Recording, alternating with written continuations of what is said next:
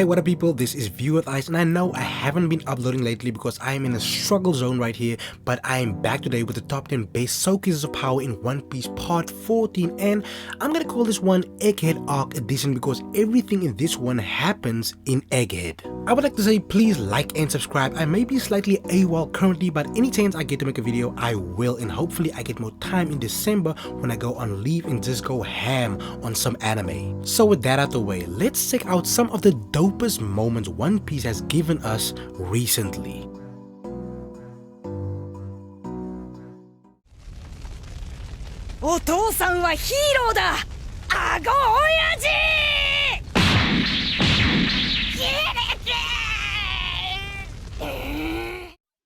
Okay, so kicking off this video, I'm gonna go into some mild territory, but actually some slightly satisfying territory, although very limited. And that is of course the small exchange between Franky, Bonnie, Atlas and the Vice Admirals. Not something overly impressive in contrast with the craziness Egghead has been giving, but seeing Franky actually fight a worthy opponent kind of fills me with joy. Jewelry, Bonnie and Atlas also sold out, but for the most part I was just happy seeing Franky actually being dope again, even if it was just for a short period of time.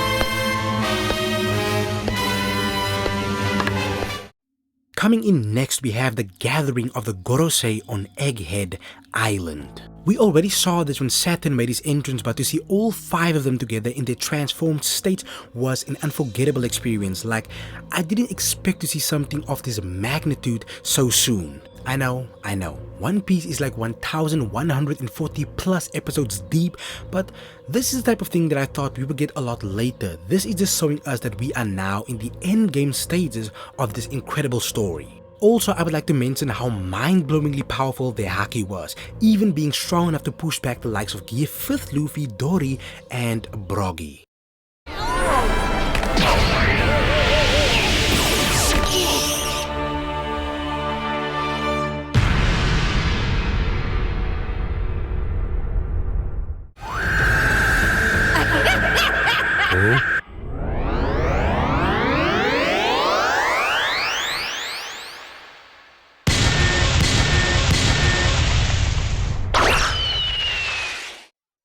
Coming in next, we have Luffy returning to the battle and just manhandling an admiral and one of the strongest members of the world government like it's nothing. Let's be honest with ourselves here. None of us envisioned this amount of epicness when we started watching One Piece all those years ago. I will always say that I'm glad I never listened to the haters because I would have never been able to witness the greatness of One Piece if I paid attention to those people who constantly talk shit about One Piece on social media. This is also yet again another showcase of what a whack job of a power Luffy has, because this man just came in and grabbed these elite characters like they were action figures. I was slightly on the fence about Gear 5th in the beginning, but I've truly really come to love the absolute chaos and madness that this power represents.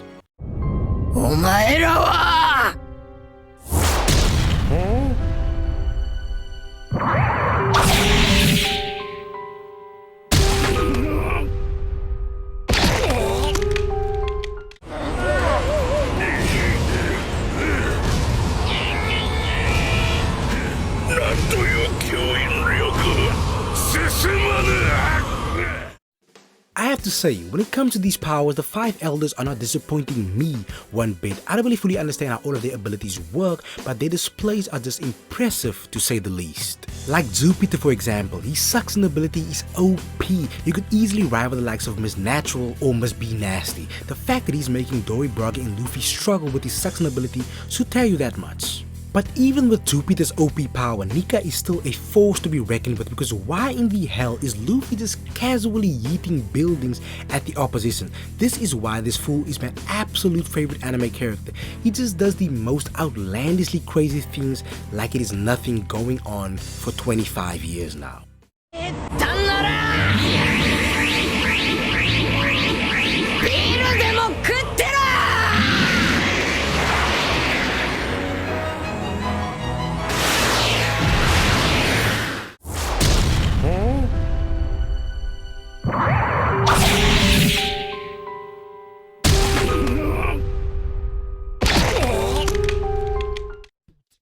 bad thing about Egghead is basically the typical One Piece thing of dragging out episodes and skipping weeks, but other than that, I couldn't have asked for a more amazing arc because just look at this. As I keep saying, Kizaru and Saturn are top tier characters in terms of power, but somehow Luffy keeps doing otherworldly things in this fight because what type of guy turns these top tier goons into pizza dough? Who does that?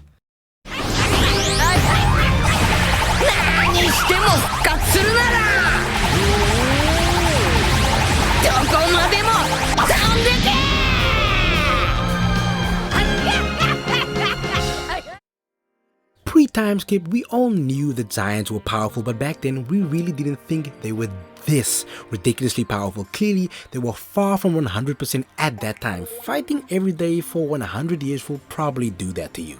So it was really awesome to see how they came to Luffy's aid and just cut Jupiter in half. Of course, that didn't end the fight because the Gorosei somehow has the ability of complete regeneration, but it was still super impressive nonetheless.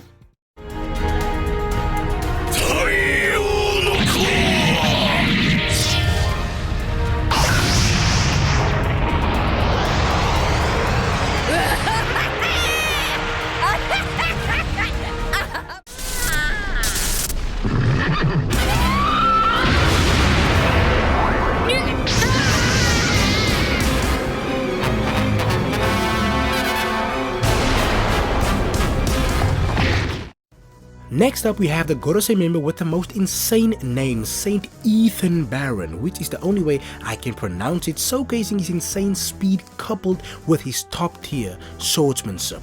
Long before this arc ever started, the member of the Gorosei I was the most interested in was the swordsman, and him finally showing off his power was kind of like a mini dream come true. You know, a lot of the time characters with a lot of hype can disappoint straight out of the gate, but he just came across as a complete badass, just cutting every single pacifist on the island in a matter of moments. I know the gang will escape Egghead soon, but before that I just want a small clash between him and Zoro. Just a small one. Just give us a small clash between him and Zoro.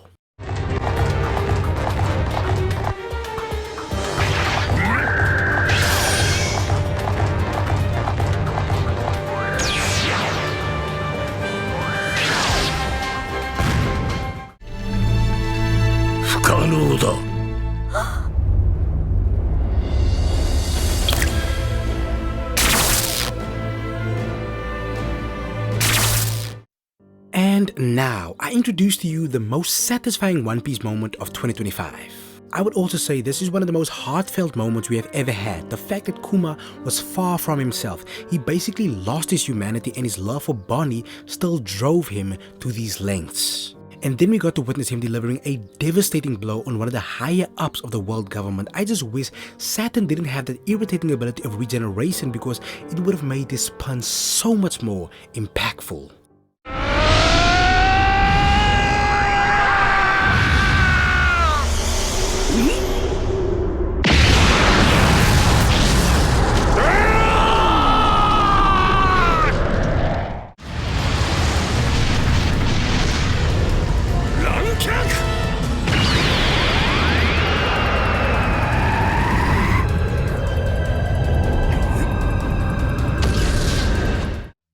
I know there's a small community of people who despise us, who praise Zoro, but come on, Zoro in this case is actually the cat playing with his food. He could have ended this fight a long time ago. You know Zoro wasn't serious for the most part of this fight because there was no bandana involved, and some people also say it is because Rob Lucci isn't black, and it just might be the case. Zoro will not be beating those allegations anytime soon because he goes all out on certain characters for absolutely no reason.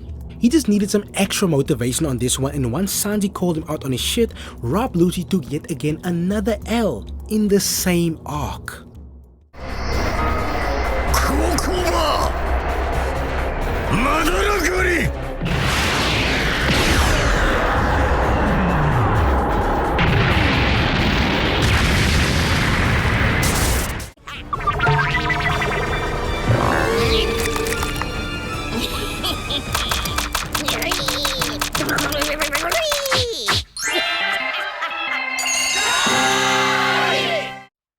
And now closing off this video, we will just be looking at Luffy going ham and doing yet again something completely mind-boggling with his power. Look, I cannot wait to see the true extent of the Hito Hitonomi model Nika, because Luffy is a cheat code at this point, so how strong will he be when he reaches the top level of this power? I don't necessarily think this is the strongest showcase in the video, but this is the coolest looking one for me. Turning an entire tree into a baseball bat and then hitting a home run with your opponent's attack is simply top tier stuff.